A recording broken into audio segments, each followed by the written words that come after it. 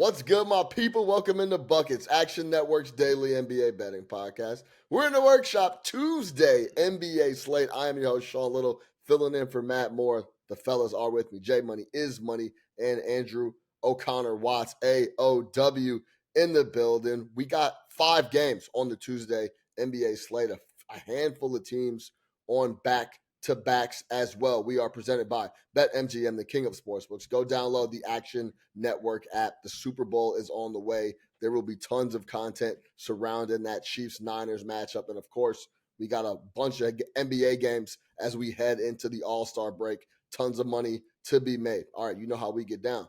We give you the play. We give you the cap. We get you guys out of here. Andrew O'Connor Watts, what is your best bet for the Tuesday NBA slate? Let's go with the Celtics -3, first half. J Money is Money. Tuesday with my guy. What you looking at for the NBA slate? Yeah, I'm going to go with the Golden State Warriors in the third quarter. We'll say third quarter money line. All right, I'm just hosting. I'm gonna try to pick up some tidbits from the fellas. Andrew O'Connor Watts, I'm coming right back to you. Celtics are one of those teams on a back-to-back. Came back and got a W against the Pelicans. They were down 17 at one point in typical Celtics fashion. J Money tweeted out, the boys might have to pack up Tatum if they want to get serious about getting the jewelry. We can come back and talk about that in a bit. But AOW, why do you like the Celtics in the first half here -3? Yeah, I mean, well, I don't know about packing up Tatum, but that was a sketchy first half today, that's for sure. The reason I like them in this spot is basically the matchup. So the Pacers knocked the Celtics out of the in-season tournament back in December. And in their first rematch after that knockout, the C's, they destroyed them. Held the best offense in the league in the Pacers to 101. Then the next game, 2 days later, Boston came out super hot, cashed the first quarter, first half. Hallie got injured, though. Halliburton got injured. And that kind of seemed to light a fire under the Pacers. That game, if you remember, ended with a controversial non-call on Buddy Hield on Jaylen Brown. I believe that sent it into overtime. Boston was pissed after that game. I think they come out aggressive and ready and motivated. KP sat out. Porzingis sat out today. I think that's so that he will play against the Pacers. We might see Horford sit. He doesn't really play in back-to-backs. But another thing is Halliburton is announced, I think today, that he was planning to play tomorrow. So he has not played with Siakam yet. Like, they're still getting used to each other. We have a couple other injuries on the report. Turner, Mathurin, Jalen Smith, all questionable. So, I mean, you know, if you're looking at the full game, I would wait it out and see that injury report. But I like the first half regardless. One trend I like, and then I'll throw it back to you guys. The Celtics under Mazzulla, if they lost the last game, are 19-11 first half, 7-3 this season. So yeah, I like them at the full game as well. They're 3rd and 4, but they're 11-5-1 under Mazzulla in a 3rd and 4 situation. So I'll stick to the first half. Give me the first half. Celtics -3. J Money is Money. Adrian Wojnarowski dropped a report earlier today, said the Pacers there's optimism that Tyrese Halliburton, after missing the last 10 games with the hamstring, will be back in the fold. So optimism is the word, but we're sports bettors, and we look at numbers that flash. If Tyrese Halliburton wasn't going in this game, I believe would be a little heavier than the 5.5 that's currently on the board as we record this on Monday night. J Money is Money. What do you think about the Celtics in the first half in this spot? Yeah, well, forget Woj. Tyrese Halliburton himself says that he's going to play in this game. So I trust him more than Woj, in my opinion, here. But I can't talk you off Celtics first half. This is the best first half team in the NBA at 34-11-1. It's actually a really good look as well. We know that they're always going to be gunning for the Pacers. We know that they're a much more balanced team as well. So they're in a back-to-back, but they don't have to travel anywhere. And especially when you get that game where the Celtics probably should have won. And even Buddy Hield, like, admitted after the game, like, yeah, I fouled them. You know what I'm saying? So the Celtics are always going to have something against the Pacers, especially them getting knocked out of the in-season tournament. But the Celtics ball out in the first half. I might have to rock with my guy Andrew in this one. I think it's a really good spot to look towards the Celtics in the first half. Obviously, you want to kind of stay away from going against fast-paced teams on the second leg of a back-to-back. So I like what he's doing there, going with the first half as opposed to the full game. Maybe if Halliburton is like announced fully in, it might even go down even more. But Celtics will always this is a little rivalry brewing here, and that was a good point there with Halliburton not playing with Siakam yet. It takes some little time to get on the same page there, and so I like Celtics first half. I think that one cashes for sure. I don't know about you, Jay. I believe Woj before on Halliburton before I believe Halliburton on Halliburton. He got it from him. He got it from Hallie. We got a Hallie bomb. Yeah, he got it from Hallie. So Hallie came out first saying that these guys all. I'm not even gonna get started with Woj and Shams and how they get the info and before it comes out and all that. But he heard Halliburton say that first, and then he reported. Yeah.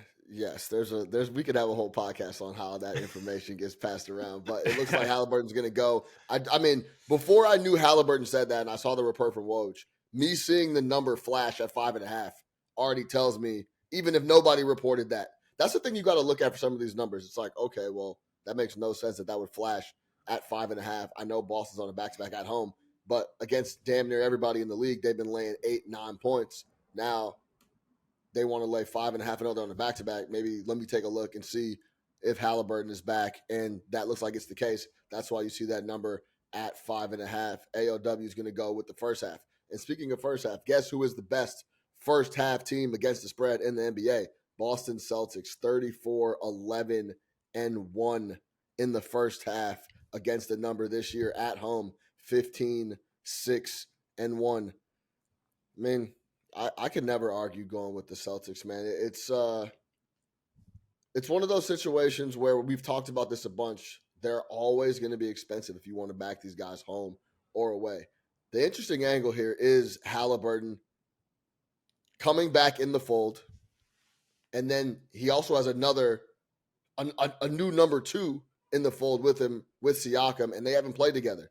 So that first 24 minutes at the very least against the best team in the NBA, some say, and then Porzingis being back in the fold as well. I think this is a good look for the Celtics if they feel like it. That's the only problem with the Celtics. Sometimes they just don't feel like doing nothing, and that's what it happens. So they don't feel like doing anything. They're down 17 tonight against the Pelicans. Oh, I think we should probably turn it up here. Then, of course, Derek White closes out the fourth quarter in spectacular fashion. They go on and get a W. One thing, Jay, I actually tweeted this. The Pelicans were getting outscored by like double digits in the fourth quarter, almost 20. It was 17 points in the fourth quarter. Tatum blows by McCollum on a dunk. Timeout. Zion Williamson can't wait to go help him up on the baseline. Damn near runs to the baseline to help Tatum up. And it's like, I heard Jay's voice in the back of my head, like, this new age NBA, man. These boys they're not with it, man. So get out of here. Go back and take a look at that if you want to see a funny clip of that. But yeah, they're getting blown out in the fourth.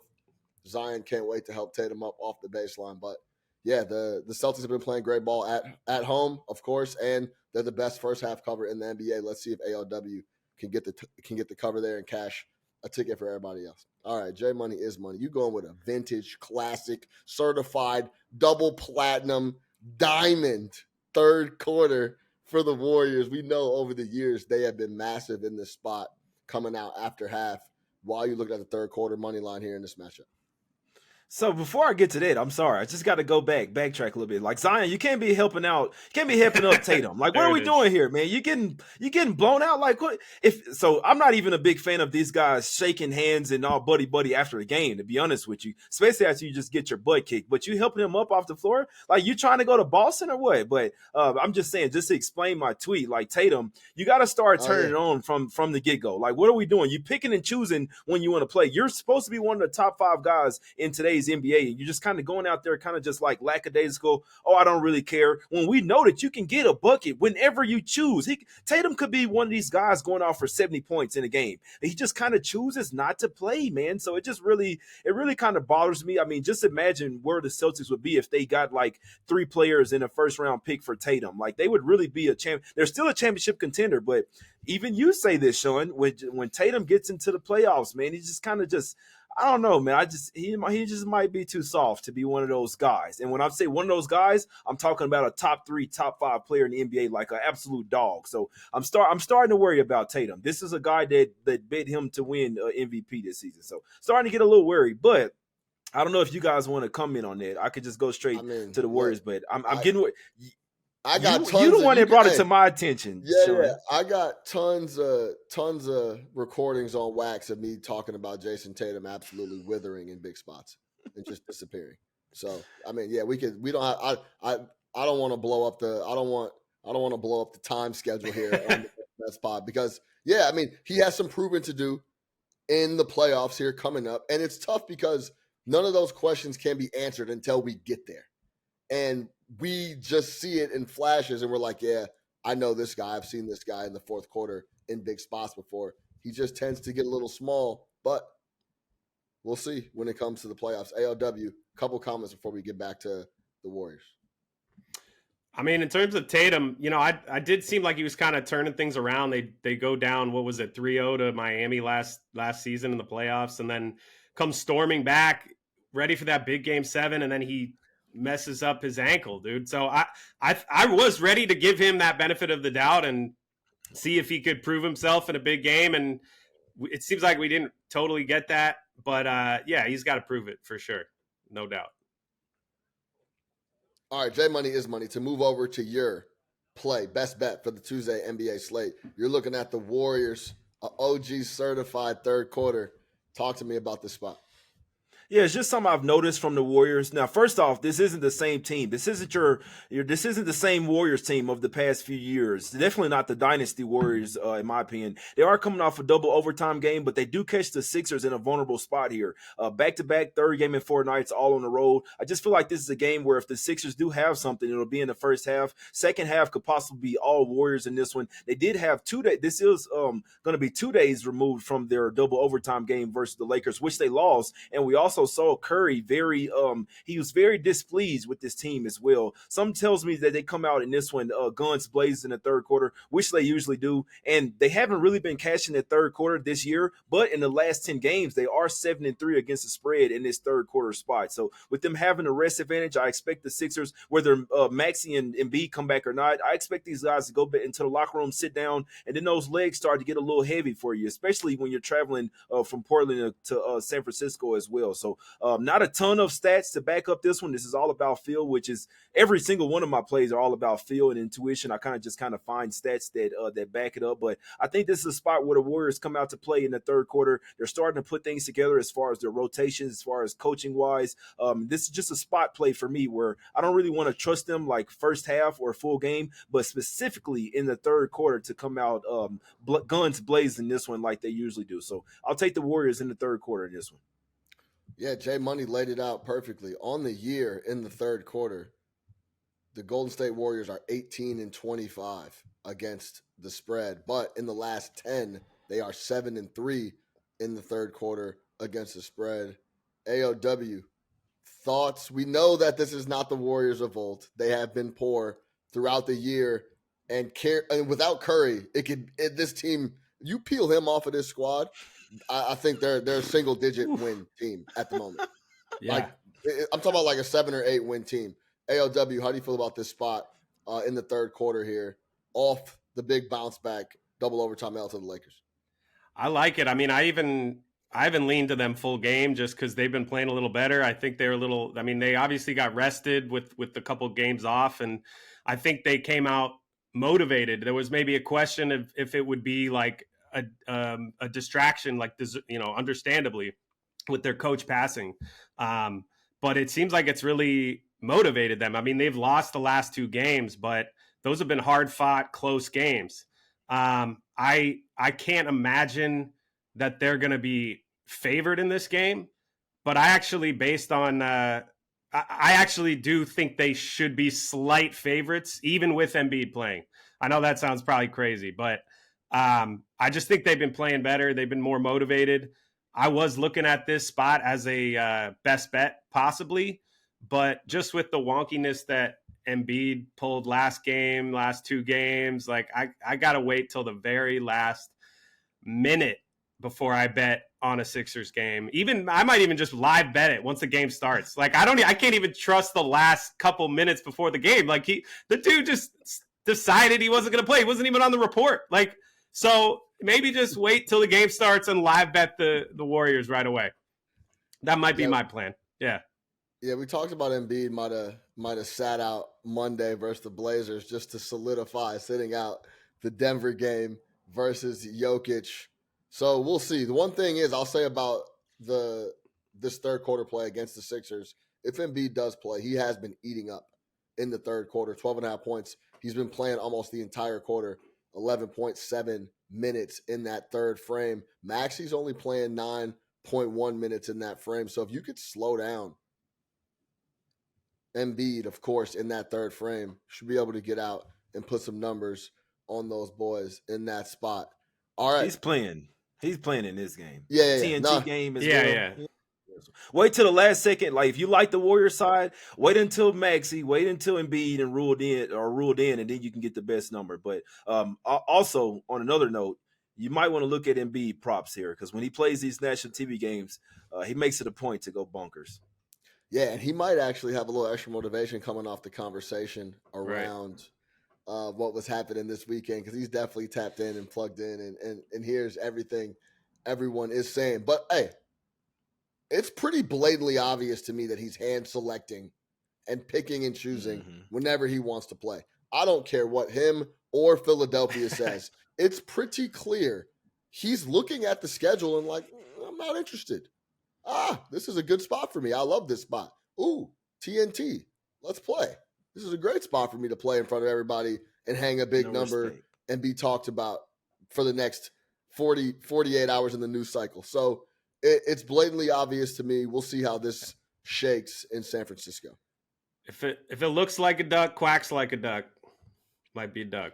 It's typically a duck. All right, to recap, Andrew O'Connor-Watts is on the Celtics first half -3. J Money is Money Warriors third quarter. Looking at the money line now as we wait on a couple injuries and different things to break down.